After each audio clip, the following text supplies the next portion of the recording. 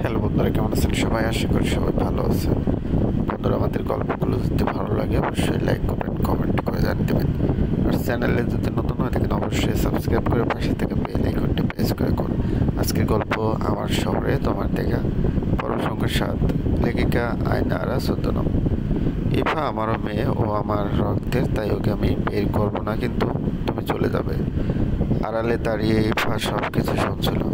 তার নিজের মার প্রতি ঘৃণা হচ্ছিল। ভালোবাসার জন্য মানুষ কি না করতে পারে। দেখতে দেখতে 5 মাস চলে যায়। ইকরা আর আতিশ একে অপরকে ভালোবাসা শুরু করে দিয়েছে।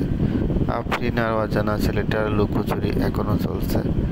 ইনান সাহেব তার মেয়ে আর বউকে খুঁজতে খুঁজতে কাহিল হয়ে যাচ্ছে। একদিন পুলিশ এসে খবর দেন, ইনান সাহেব আপনার বড় মেয়ের খবর পেয়ে গেছি। ইনান সাহেব হন্তদন্ত হয়ে পুলিশের কাছে যেয়ে বলে, কোথায় ও? ঢাকায় আছে। কার বাসায়? রকস্টার আদেশের বাসায়। ঠিক আছে। ইনান সাহেব ঠিক করেন কাল ঢাকার উদ্দেশ্যে বের হবে। যে বলা সেই কাজ। ইনান সাহেব আতিশের বাড়ি ঢুকে একজন সার্ভেন্টকে বলে, আতিশ হামিদের সাথে দেখা করব। জি, আমার সাথে চলুন। ইকরা সোফায় বসে সবার সাথে হাসি মুখে গল্প করছিল। হঠাৎই নিজের বাবাকে দেখে চিৎকার করে বলে, বাবা! ইকরা দৌড়ে ওর বাবাকে জড়িয়ে ধরে। ইনান সাহেব মেয়ের মাথায় হাত বুলিয়ে বলে, আরে পাগলি মেয়ে, কাঁদছিস কেন? দেখ, তোর বাবা এসে গেছে। ইকরা কেঁদে চলেছে, থামার নাম নেই। আতিশ আফরিন অবাক হয়ে তাকিয়ে আছে, আর আদ্রাফ হামিদ মুচকি মুচকি হাসছে। ইনান সাহেবের নজর আদ্রাফ হামিদের দিকে পড়তেই তিনি চমকে ওঠেন। তিনি ইকরা ছাড়িয়ে বলেন, ইকরা, তুই এনাদের আগে থেকে চিনিস? না বাবা। মেয়ের কথা শুনে ইনান সাহেব অবাক হন অনেক। আদ্রাফ হামিদ ইনান সাহেবের সামনে এসে বলেন, ইনান, বলুন, আর রাগ করে থেকো না। ইনান সাহেব গম্ভীর মুখে করে বলেন, আমি কেন রাগ করে থাকবো? সেটাই তো। আচ্ছা, আসো, বসো এখানে। আদ্রাফ হামিদ জোর ইনান সাহেবকে টেনে সোফায় বসান। আদ্রাফ হামিদের উদ্দেশ্যে বলেন, ওনাকে চেনো তুমি, ড্যাড? কে উনি? উনি তো ফুফা। আদ্রাফ হামিদ আর ইনান সাহেব ছাড়া সবাই অনেক অবাক হয়। আতিশ বলে, তার মানে ইকরা আমার ফুফাতো বোন? তুমি কিভাবে জানলে যে ইকরা আমার ফুফাতো বোন? নিজের বোনের মেয়েকে চিনবো না, এটা কখনো হয় নাকি? আতিশ আর কিছু বললো না। আফরিন আর ইকরা অবাক হয়ে তাকিয়ে আছে।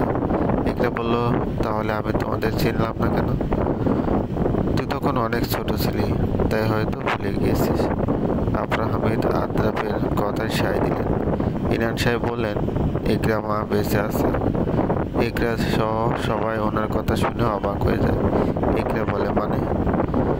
ইনান সাহেব বললেন, তোর মা বেঁচে আছে। ইকরা ইনান সাহেবের কথা শুনে ঠোকরে কেঁদে ওঠে। উত্তেজিত হয়ে বলে, কোথায় সে? বাবা, বলো না। অনেক খুঁজেছি কিন্তু কোথাও পাইনি তোর মাকে। ইকরা এবার জোরে কেঁদে ওঠে। আফরাহ হামিদ, ইনান সাহেব আর আফরিনের চোখে জল। শুধু একজনের চোখে বাদে, সে হলো আতিশ। আতিশ অনেকক্ষণ ধরে কিছু একটা চিন্তা করছে। আদ্রাফ হামিদ বললেন, ইনান, আমাদের সব বলো। ইনান সাহেব আদ্রাফ হামিদকে সব খুলে বলেন। আদ্রাফ হামিদ সব শুনেও অনেক ভেঙে পড়েন। নিজের বোনে এই করুণ অবস্থা কেউই শুনতে পারবে না, স্বাভাবিক। হঠাৎ বাইরের দিকে শোনা যায়, ভাইয়া। সবাই বাইরের দিকে তাকায়। মানুষটিকে দেখে সবাই আটকে যায়। ইনান সাহেব উঠে দাঁড়িয়ে অশ্রুভেজা গলায় বলে, ইকরামা। ইকরামা হামিদের চোখ থেকে টুপ টুপ করে পানি পড়ছে। সে এগিয়ে আস্তে আস্তে বলে, কেমন দিলাম সারপ্রাইজ? আদ্রাফ হামিদ নিজের বোনকে দেখে কি রিয়াকশন দেবে ভুলে গিয়েছে। কাঁদবে না হাসবে বুঝতে পারছে না, তাই সে বলে, ইরু, কেমন আছিস? ভালো নেই, কিন্তু তোমাদের দেখে ভালো হয়ে গেছি। ইনান সাহেব বলেন, কোথায় ছিলে এতদিন? ইকরামা হেসে বলেন, বলছি, আগে বসতে তো দাও। ইকরা দৌড়ে যেয়ে তার মাকে জড়িয়ে ধরে। ইকরামা পরম যত্নে মেয়ের মাথায় হাত বুলিয়ে দিচ্ছে আর বলছে, এসে গেছি আমি, এখন কান্না করা বন্ধ কর, নইলে আবার চলে যাব। ইকরা ফুপিয়ে ফুপিয়ে কাঁদছে আর বলছে, আম্মু, তুমি কোথায় ছিলে এতদিন? আমাদের সামনে কেন আসনি? সবাই উৎসুক চোখে ইকরামা হামিদের দিকে তাকিয়ে আছে। ইকরামা হামিদ হেসে বলে, আমার দিকে তাকিয়ে থেকে লাভ নেই, আতিশকে জিজ্ঞেস করো। আলতাফ হামিদ আতিশের দিকে তাকিয়ে বলে, আতিশ, এইসবের মধ্যে তুই আছিস? জি হ্যাঁ। এখন বল। আজ থেকে প্রায় 10 বছর আগে, তখন আমার 18 বছর বয়স ছিল। একদিন আমি রাস্তা দিয়ে আসছিলাম। তখন আমি ইকরামা ফুপির মতো একটা মহিলাকে দেখি।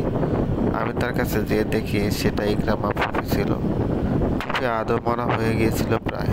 আমি তাকে ধরে হসপিটালে নিয়ে যাই। ডক্টর আমাকে জানান ফুপি কোমায় চলে গেছে। কতদিন লাগবে ঠিক হতে জানি না। পরে আমি রংপুর ইকরার দাদু বাড়ি খোঁজ লাগাই, জানতে পারি ফুপা আর একটা বিয়ে করেছেন।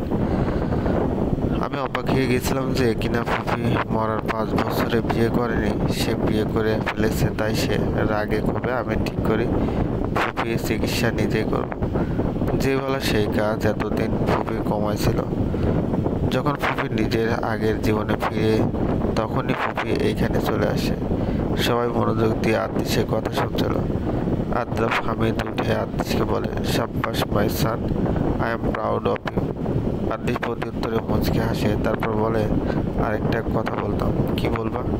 আমি ইকরাকে ভালোবাসি আর ওকে আমি বিয়ে করতে চাই। আফরা হামিদ মুচকে হাসেন ছেলের কথা শুনে। ইকরামা হামিদ বলে, এইসব কবের থেকে চলে? সে কবের থেকেই। আমার তো প্রবলেম নাই নিজের ভাতিজাকে মেয়ের জামাই বানাতে। ইনান, তোমার কোনো প্রবলেম আছে? না, আমার কেন থাকবে কোনো প্রবলেম? তারপর ইকরামা ইকরার উদ্দেশ্যে বলেন, তোর কোনো প্রবলেম আছে?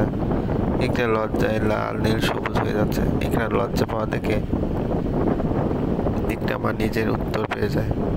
আলতাফ হামিদ ও গম্ভীর স্বরে বলেন, সবাই তোড়জোড় শুরু করো। আফরা হামিদ বলেন, কিসের? ইকরামা আর আতিশের বিয়ে। ঠিক আছে। তারা আতিশ আর ইকরার বিয়ে 15 দিন পর ধার্য করে। দিন যত যায় ইকরা আর আতিশের ভালোবাসা তত বাড়ে। আজ ইকরা আর আতিশের হলুদ সন্ধ্যা। ইকরাকে হলুদ শাড়ি আর আতিশকে সবুজ পাঞ্জাবি। ইফা ইকরাকে দেখে হেসে বলে, মাশাআল্লাহ, আমার বোনটাকে সেই লাগছে। দুলাভাই দেখলে পাগল হয়ে যাবে। আইছে। চলবে। গল্পটি ভালো লাগলে অবশ্যই লাইক করবেন, কমেন্ট করে জানাবেন। আর চ্যানেলে যদি নতুন হয়ে এখানে অবশ্যই সাবস্ক্রাইব করে পাশে থেকে বেল আইকনটা প্রেস করে করুন।